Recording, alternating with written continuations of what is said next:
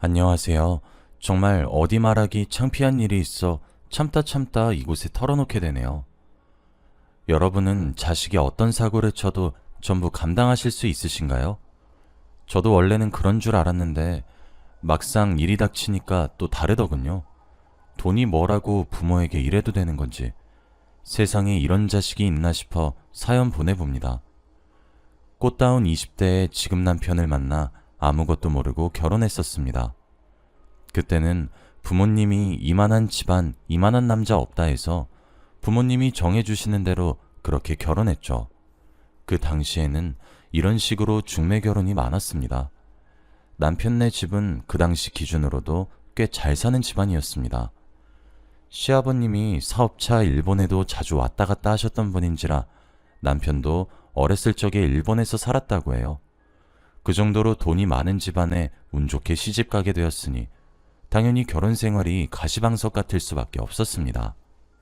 시어머님이 어엿한 부잣집 사모님이다 보니 제 식습관이나 버릇 같은 걸 촌스럽다며 굉장히 싫어하셨죠. 근데 이렇게 말하기도 애매한 것이 시어머님이 질색하셨던 건 주로 이런 거였습니다.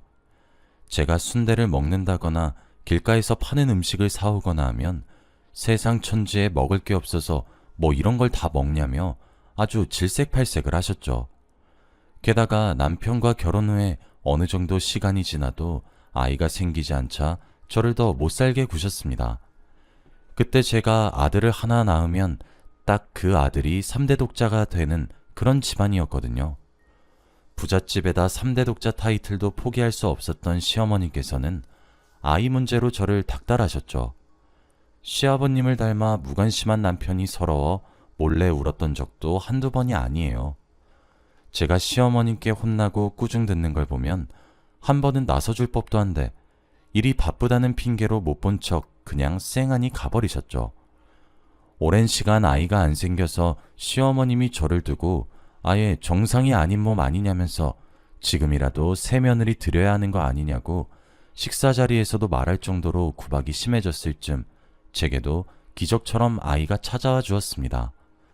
처음 임신인 걸 알게 되었을 때 아이 그 자체보다 아이가 생겨서 다행인 마음이 더 커서 화장실에서 펑펑 울었습니다. 이제 시어머님의 구박에서 해방이구나 했어요.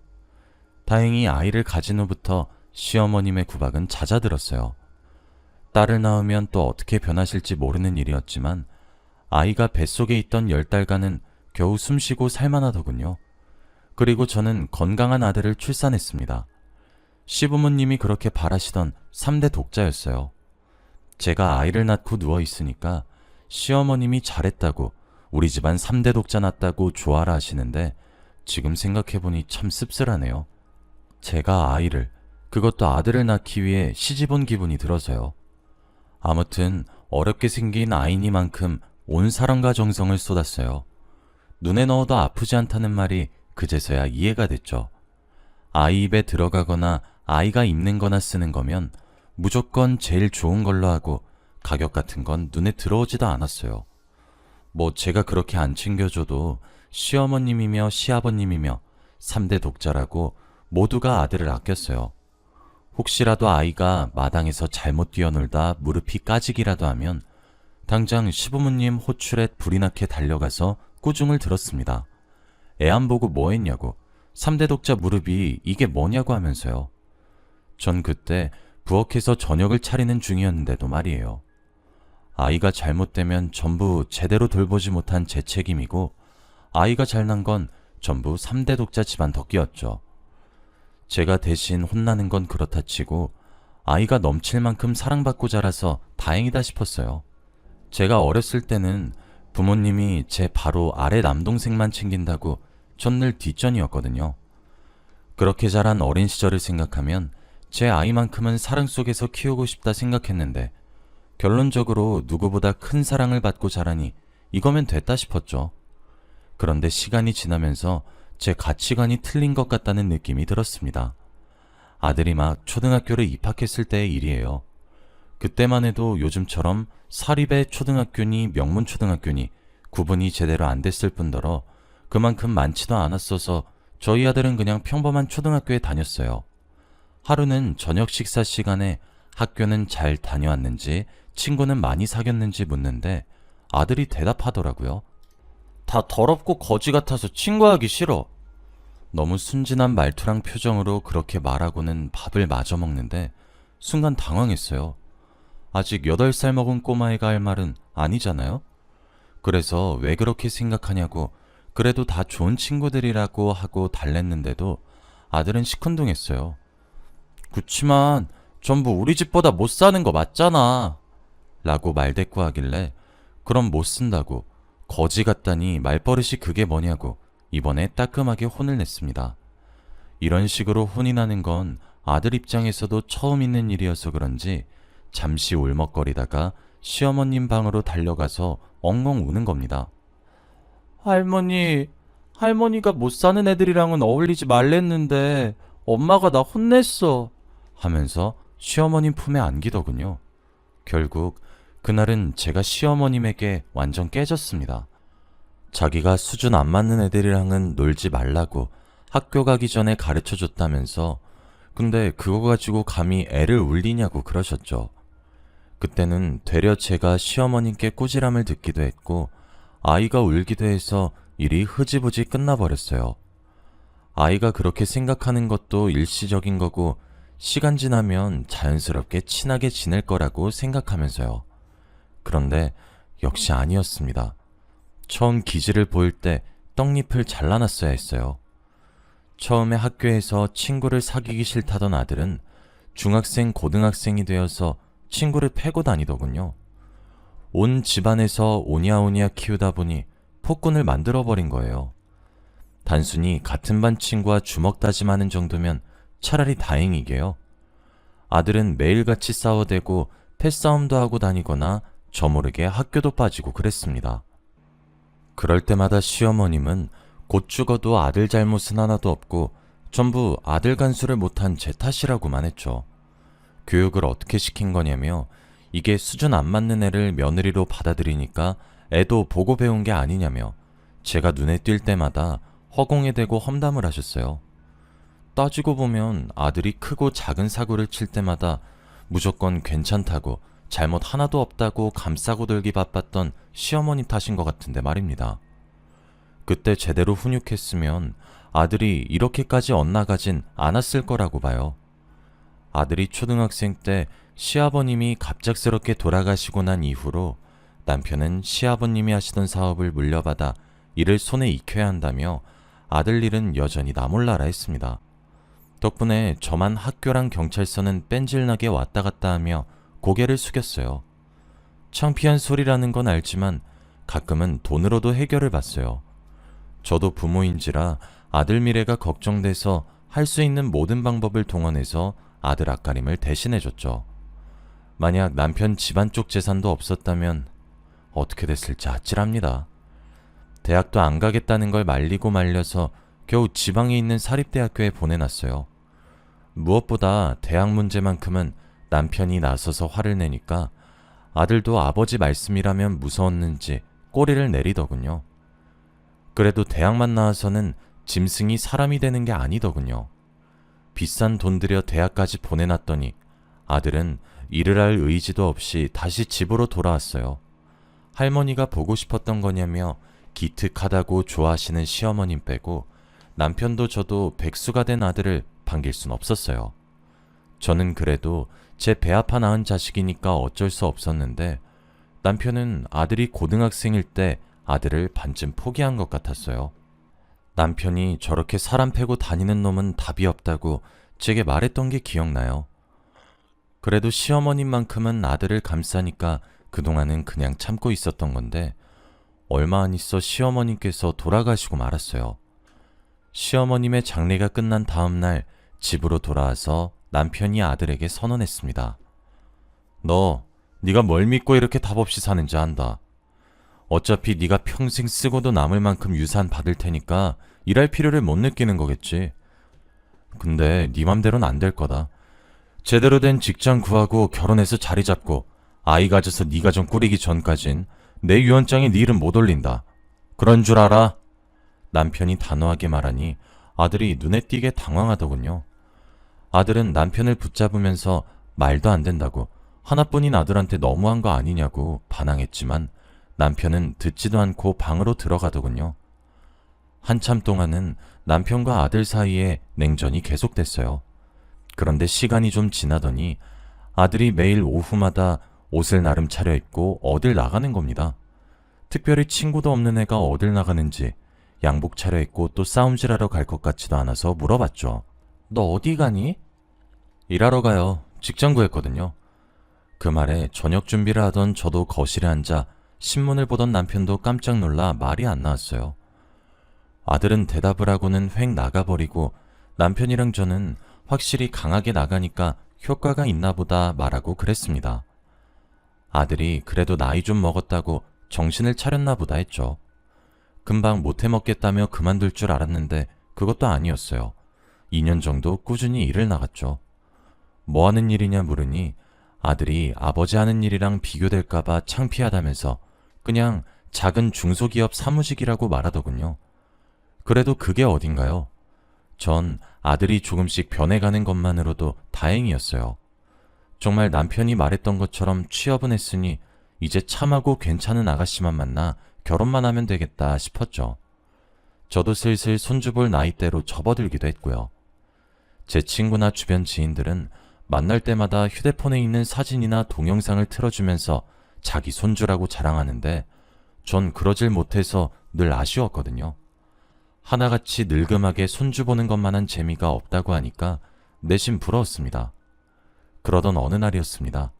아들이 아침 식사하던 중에 깜짝 발표를 했어요.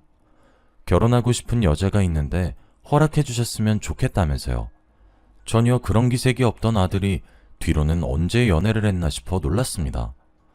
저나 남편이나 결혼 승낙 전에 그래도 얼굴은 한번 봐야 할 것 아니냐며 이번 주 주말에 시간 되면 식사나 함께 하자고 말했습니다. 그 주 토요일에 아들이 참하고 단정한 아가씨를 데려오더군요. 말도 잘하고 차분하니 며느리감으로 손색 없다 싶었어요. 이 아가씨는 우리 아들이 뭐가 좋아서 만나나 싶을 정도로 참 괜찮은 아가씨였습니다. 교육자 집안의 아가씨 본인은 무용전공이라고 하더군요. 어느 정도 얘기도 나눈 후에는 식탁에 앉아 식사를 함께 했습니다. 혹시나 싶어 최대한 신경 써서 차리길 잘했다 싶었죠. 그런데 아가씨가 불편한 기색으로 한두 숟갈 겨우 뜨더니 헛구역질을 하면서 화장실로 달려가는 겁니다. 혹시나 했더니 역시나였습니다. 화장실에서 돌아온 아가씨랑 아들이 죄송하다면서 미리 사과를 하고 밝히더라고요. 사실 아이를 가졌다고요. 그 말에 남편도 저도 놀라서 할 말을 잃었습니다. 먼저 말을 꺼낸 건 남편이었어요. 아이를 가진 거면 어쩔 수 없다고, 네 아이니까 네가 끝까지 책임져야 한다고 결혼을 허락했죠. 저도 달리 방법이 없어 아들과 그 아가씨의 결혼을 허락했습니다. 배가 나오기 전에 결혼을 하는 게 좋을 것 같아서 서둘렀어요. 아들은 결혼 후 너랑 남편이 아파트 하나 마련해줘 그곳으로 분가했습니다. 며느리가 임신하기도 했으니 그 편이 스트레스도 덜 받고 좋을 것 같았어요. 시간이 지나 손자가 태어났습니다. 시어머님께서 살아계셨다면 4대 독자라고 경사났다면서 또 난리치셨을 거란 생각이 들어 혼자 웃었습니다. 새삼 어렸을 적 그렇게 사고치고 다니며 제 속을 썩이던 아들이 이제 어엿한 한 아이의 아버지가 된다고 생각하니 괜히 기특하더군요. 남편도 약속대로 하려는 건지 얼마 안 있어 유언장의 내용을 고치려고 변호사를 불러들였습니다. 아이를 낳은 이후에도 며느리는 일을 계속하고 싶다고 했고 아들이 하던 일을 그만둘 수도 없는 노릇이라 손자는 제가 돌볼 때가 많았습니다. 매일 아침마다 며느리가 저희 집에 아이를 맡기러 왔었죠. 아이는 따로 맡겨두고 계속 일을 하려는 며느리가 마냥 좋게 보이진 않았지만 요즘 사람들은 예전처럼 아이 하나에만 목매는 것도 아니니 어쩔 수 없구나 싶었습니다. 덕분에 저도 늙음하게 손주 돌보는 재미가 생겨서 좋았습니다. 하루는 손주랑 놀아주다가 너무 피곤해서 잠시 잠들었는데 그새 그 작은 아이가 혼자 뛰놀다가 어디에 부딪힌 건지 머리 한쪽에 피를 흘리면서 우는 겁니다. 생각보다 많은 양이라 깜짝 놀라 바로 병원으로 데려갔습니다. 피가 멎질 않는 것 같아 데려가는 동안에도 뭔가 이상하다 싶긴 했는데 병원에서 응급처치를 하려던 의사가 아무래도 혈액응고 장애가 있는 것 같다면서 수혈도 하고 따로 약물도 주사해야겠다고 했습니다. 아이 혈액형이 뭐냐고 묻는데 잘 알질 못해서 아들에게 전화해보니 O형이라고 하더군요. 대기 중이던 간호사분께 O형이라고 전달했는데 마침 O형 혈액형이 다 떨어졌대요. O형이면 같은 혈액형인 O형끼리만 수혈할 수 있는 걸로 아는데 이걸 어쩌나 싶어 며느리에게 전화를 걸었습니다. 얘기를 전해 들은 며느리가 깜짝 놀라 자기가 O형이고 마침 근처이니 당장 가겠다고 말하더군요. 얼마 안 있어 며느리가 도착하고 한시름 놓고 있는데 뭔가 쎄했습니다. 손자가 O형이고 며느리도 O형인데 아들은 AB형이거든요. 혈액형 유전 체계를 제대로 배운 적은 없어 저렇게도 O형이 나오나 싶어 지나가던 간호사를 붙잡고 물어봤어요. 그런데 간호사가 하는 말이 안 된대요. 그림까지 친절하게 그려주면서 AB형이랑 O형 사이에서는 O형이 나올 수 없다고 하더군요. 그럼 손자가 아들의 아이가 아닌 건가 싶어 충격을 받은 채로 잠시 멍하니 앉아 있었습니다. 며느리가 아들과 결혼 전 바람을 피운 건가 온갖 생각이 다 들어 이대로 앉아있기만 해서는 아무 소용이 없겠다 싶어 손자를 보고 울고 있는 며느리를 잠시 불러서 단호하게 말했습니다. 속일 생각하지 말고 손자가 누구의 아이인지 밝히라고 했죠. 제 말에 깜짝 놀란 며느리가 갑자기 왜 이러시냐며 누구긴 누구 아들이에요. 형준 씨 아들이죠. 하는데 제가 간호사에게 들은 얘기를 하면서 어떻게 AB형인 형준이 아들이 O형일 수 있냐고 화를 내니까 그제서야 싫다하더군요. 손자는 아들의 아이가 아니었습니다. 며느리도 교육자 집안의 아가씨가 아니었어요. 며느리는 원래 술집에서 일하는데 전부터 아들이랑 좀 알고 지냈다고 해요.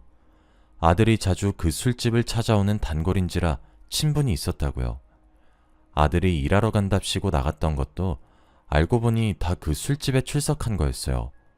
그런데 어느 날 자기가 아버지도 모르는 아이를 임신해버려서 앞으로 어떻게 하면 좋을지 모르겠다고 하소연을 하니 아들이 마침 잘 됐다며 자기랑 큰돈 좀 만져볼 생각이 없냐고 꼬드겼다고 합니다. 뱃속 아기는 자기 아이인 척하고 나중에 아버지 돌아가시면 유산 조금 떼어줄 테니까 자기랑 결혼해서 같이 사는 척만 좀 해달라고요. 사실을 알고 믿을 수 없던 제가 그럼 결혼식에 왔던 아가씨 부모님은 다 뭐냐고 아무리 봐도 어디 권위 있는 교수님 같아 보였다고 하니 다 아들이 고용한 배우래요. 며느리의 부모님은 며느리 어렸을 적에 자기 버리고 다 도망갔다고 하더군요. 이걸 다 알게 된 이상 며느리라고 불러도 될지 모르겠습니다. 아무튼 며느리가 무릎을 꿇고 죽을 죄를 지었다며 사람이면 해선 안 될 짓이었는데 갑자기 아이가 생겨 앞날이 막막해져 어쩔 수 없었다고 울더군요. 얘기를 더 듣고 있을 정신도 아니라 그냥 집으로 돌아왔습니다. 그리고 남편에게 조심스럽게 사실을 전했어요.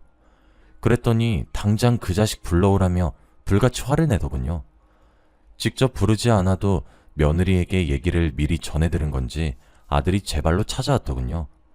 남편은 아들 멱살을 붙잡고 이걸 살리네 마네 하는데 이리저리 멱살 잡혀 휘둘리던 아들이 한마디 하더군요. 그러게 아버지도 진작 저한테 유산 남기고 죽었으면 이 꼴까지 갈 필요 없이 좋았잖아요. 뭐? 이 미친놈이? 아들의 도넘은 발언에 남편은 도저히 화를 참을 수 없었던 건지 이리저리 몸싸움을 하는데 제가 중간에 껴서 겨우겨우 말렸습니다. 남편이 씩씩대면서 이제 너 내 아들 아니다. 집도 팔아버릴 거고 앞으로 내 도움 받을 생각 말아라. 당장 내 집에서 나가! 이렇게 고함치니 아들도 표정을 잔뜩 구긴 채로 나도 이딴 부모 필요 없어! 하고 문을 쾅 닫고 집을 나가더군요. 어쩌다 이렇게 된 건가 싶어 엉망이 된 집 가운데서 한참을 울었습니다. 제 아들은 언제부터 잘못된 걸까요? 역시 처음에 교육을 잘못 시킨 탓이 큰 건가 싶어요. 그런데 아들 버릇을 잘못 들여놓은 장본인인 시어머니는 이미 돌아가셨으니 탓할 사람도 없고 하나뿐인 아들이 저런 식으로 엇나가는 걸 목격해서 너무 가슴이 아픕니다. 남편은 조금은 사람 된 줄 알았더니 역시 그럴 줄 알았다며 그 뒤로 아들 얘기는 원래 없었던 사람 취급하며 일체 꺼내지도 않아요. 사실은 그 후로 가끔 아들에게 연락이 옵니다. 자기 돈 없어서 정말 죽을 것 같다고, 엄마가 아버지 좀 설득해보라며 하나 있는 아들 죽는 걸 보고 싶냐고 협박해요. 막말로 자기 없으면 아버지 회사며 집안 유산이며 다 어쩔 거냐고, 두 분이서 죽기 전까지 다 쓰지도 못할 거 아니냐고 하네요. 뒤에서 몰래 듣고 있던 남편이 제 전화기를 빼앗아 한 번만 다시 전화하면 그땐 정말 가만 안 둘 거니까 알아서 하라고 소리 지르고 전화를 끊더군요. 저도 아들을 생각하면 잠시 마음이 약해지다가도 그날 남편과 싸울 당시에 아들이 했던 말과 행동이 떠오르면 역시 남편이 옳은 것 같기도 합니다. 어쩌다 제 배에서 태어난 아들이 돈에 눈이 멀어 천륜을 저버리는 짓을 했는지, 여러분은 부디 사랑도 좋지만 잘못한 것은 반드시 부모된 도리로 혼내고 고쳐주시길 바랍니다. 제 이야기 들어주셔서